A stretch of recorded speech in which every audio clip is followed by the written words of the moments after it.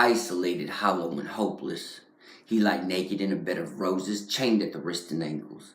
With no one left to blame, he examined himself from all angles, tearing down the walls, used as defense mechanisms that created a mental prison for the insanity he lived in. He caught a flash of what he thought was religion. He saw a flash of lightning as a beacon in the dismal sky. The clouds fell and he was staring into Satan's eyes. The metal scorched his flesh and he realized he was but a marionette. Not only does Satan clip angels' wings, he's a puppeteer pulling on weakling strings.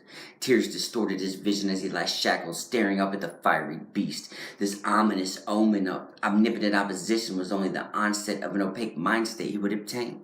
Acid rain corrodes his frame as another grain falls fast in the hourglass. His destitute past capsized in undercredited laughs, spawning apathetic smoke rings every time that he blasts. A poster child for the heartless. He carries a kerosene dream lamp, giving him hope in the darkness, a junkie regardless.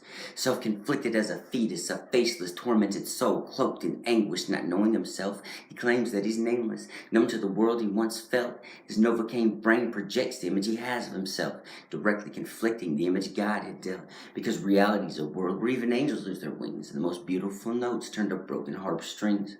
Consumed with the dark side of the spoon, serpents, syringes, and balloons, his desolate world was eclipsed with doom. He was like the pilot of a hijacked plane. He had a destination, but someone else controlled his brain. An empty skeletal frame maneuvering through the gallows as he stands in the back, hiding in his shadows, manipulated by a morbid mind with mangled thoughts, leading him to humanity with no direction, lost amongst the population, breathing in the pollution, looking for the next fix, convinced it's a solution, an umbrella for the rain, medication for the pain, breaking his chains and escaping the institution. This false sense of freedom was merely an illusion. He was still in the confines of his own skin.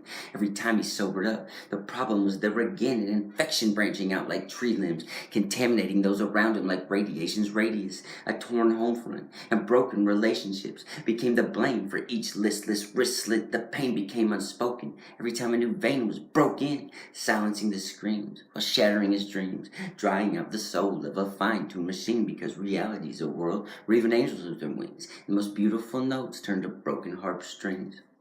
12 years of chemical warfare with himself became overbearing, so he took the gun up off the shelf, packed his bags of broken promises, and stuffed his pockets full of lies, then peeled back the mask that hides the fire that burns inside. Sick of being soulless, this hopelessness drove this kid to close his fist and turn his wrists, pressing the barrel between his lips. Because reality's a world where even angels lose their wings.